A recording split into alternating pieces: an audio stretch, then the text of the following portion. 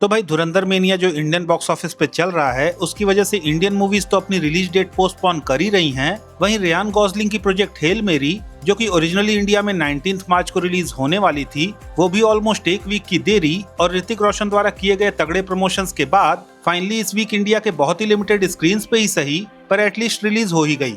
खैर, इस फिल्म को डायरेक्ट किया है फिल लॉर्ड और क्रिस्टोफर मिलर ने, जो कि ऑलरेडी सोनी की एनिमेटेड स्पाइडरवर्स फ्रेंचाइज की मूवीज को भी को प्रोड्यूस करने के लिए ऑस्कर्स जीत चुके हैं। तो भाई क्या ये दोनों इस फिल्म में भी अपनी वही अवार्ड विनिंग ब्रिलियंस दिखा पाए हैं या फिर नहीं, आइए इसी के बारे में थोड़ा और डिटेल में बात करते हैं। हेलो गाइज, मेरा नाम है अभिषेक और आप देख रहे हैं nerdy inside and this is the movie review of Project Hail Mary. So let's begin the show.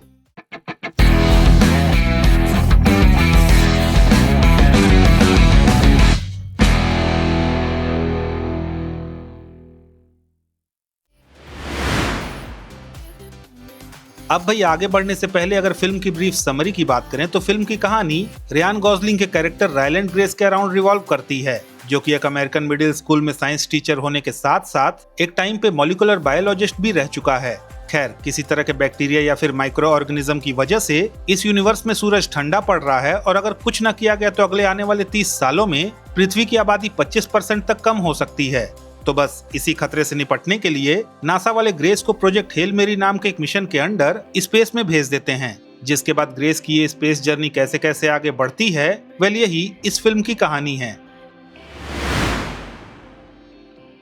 अब भाई अगर फिल्म की बात करें तो ये फिल्म वैसे ही टिपिकल स्पेस सर्वाइवल वाली स्टोरी लाइन को फॉलो करती है जैसा हम लोगों ने कई सारी हॉलीवुड की स्पेस एडवेंचर वाली मूवीज में ऑलरेडी देखा हुआ है।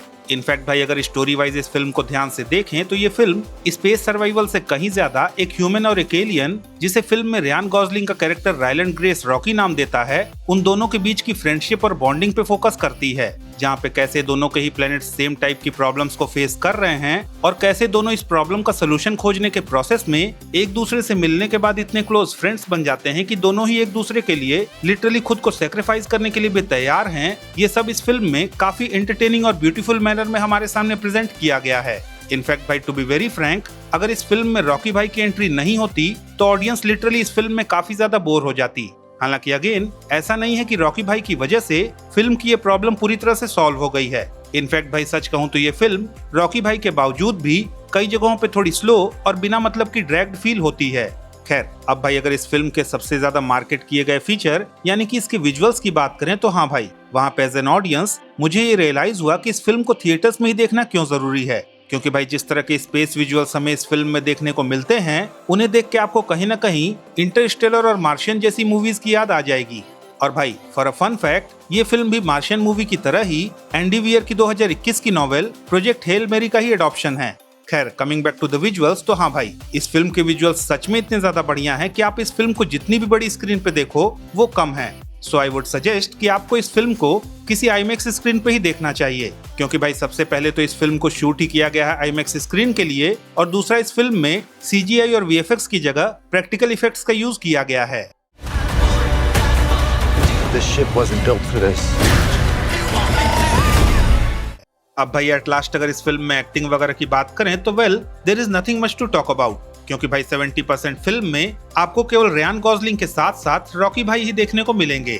और भाई अगर उसके बावजूद भी आप इस फिल्म को एंजॉय कर रहे हो तो ऑब्वियसली उसके पीछे रॉकी भाई के साथ साथ रियान गॉसलिंग का ही हाथ है, जिन्होंने लिटरली इस फिल्म को अपने ही शोल्डर्स पे कैरी किया है। और भाई ऑब्वियसली उनका ये करना बनता भी है, क्योंकि ऑलमोस्ट 70% फिल्म में आपको कोई भी दूसरा ह्यूमन कैरेक्टर देखने को मिलेगा ही नहीं। No. Why is a school teacher in space? Try this. I am Rocky. अब भाई ओवरऑल अगर प्रोजेक्ट हेल मेरी मूवी को समराइज करना हो तो आई वुड से कि ये मूवी आपको केवल 2 रीजंस की वजह से देखनी चाहिए। पहला तो है इस फिल्म के स्पेस विजुअल्स, जो कि लिटरली इतने ग्रैंड और जबरदस्त लेवल के हैं कि कहीं ना कहीं आपको इंटरस्टेलर और मार्शियन जैसी मूवीज की याद आ जाएगी। वहीं दूसरा है इस फिल्म में दिखने वाला एलियन रॉकी का कैरेक्टर, जिसने रियान गॉसलिंग के साथ मिलकर लिटरली इस पूरी फिल्म को कैरी किया है। अब भाई ऑल्दो फिल्म की स्टोरी हॉलीवुड की किसी भी दूसरी स्पेस सर्वाइवल मूवी की तरह ही है और एट टाइम्स आपको ये फिल्म कहीं ना कहीं थोड़ी ड्रैग्ड और थोड़ी बोरिंग टाइप भी फील हो सकती है, पर एट द सेम टाइम ये फिल्म आपको जो विजुअल एक्सपीरियंस प्रोवाइड करती है उसे आपको एटलीस्ट एक बार तो जितनी भी बड़ी स्क्रीन पे पॉसिबल हो उस पे देखना ही चाहिए। तो भाई दैट्स इट, ये था मेरा Ryan Gosling starrer project Hail Mary movie का रिव्यू। अगर आपको ये रिव्यू पसंद आया तो प्लीज इस वीडियो को लाइक कीजिए, शेयर कीजिए और हाँ, अगर आपके कुछ सजेशंस हैं तो please don't forget to comment और जाते जाते प्लीज इस चैनल को सब्सक्राइब करना भी ना भूलें। तो मिलता हूँ मैं आपसे अगली वीडियो में, तब तक के लिए have fun and enjoy the day.